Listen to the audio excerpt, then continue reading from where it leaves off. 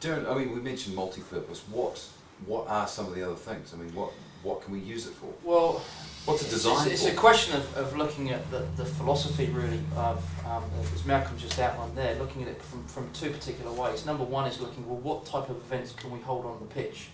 You know, and you come up with the straightforward things like rugby, soccer, league, you know, things that can happen on a rectangular pitch.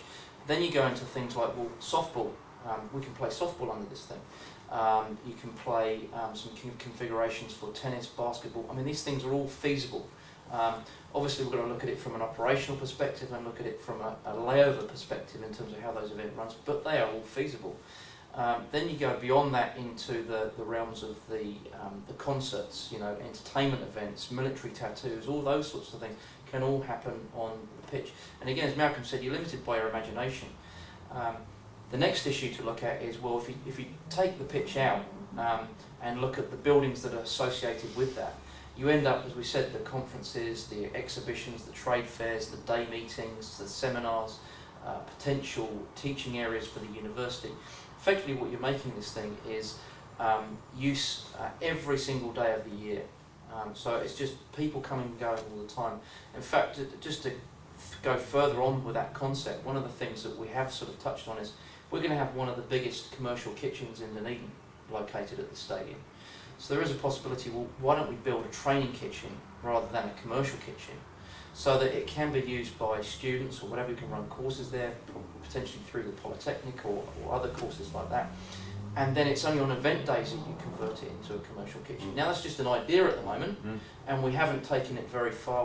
We haven't really had any serious discussions with any parties who could do, but it's that sort of philosophy that we want to bring into the stadium and saying, well, if this room is locked up for, you know, 29 days of the month, well, what could it be used for the 29 days of the month, other than when we have that day when we have an event there? That's the philosophy that we're adopting. Yeah. And it's a whole different focus, and Darren's explained it very well.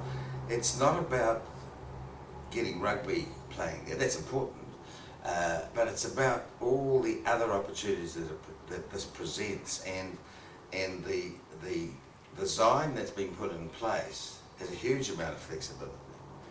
A simple example, we can retract 5,000 seats.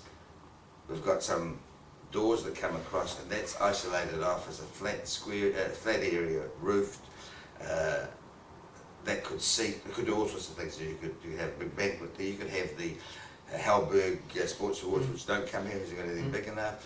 You could hold a law conference here, but they don't come here any longer because they haven't got anything big enough. You could take a corporate suite as we know them, use 20 odd days of the year, and you've got all those other days to use them. They can be seminar rooms, meeting rooms, function rooms, not just for the university, but for the university, but for the wider community, and it goes on and on and on. And the secret has been, we haven't been focused on rugby.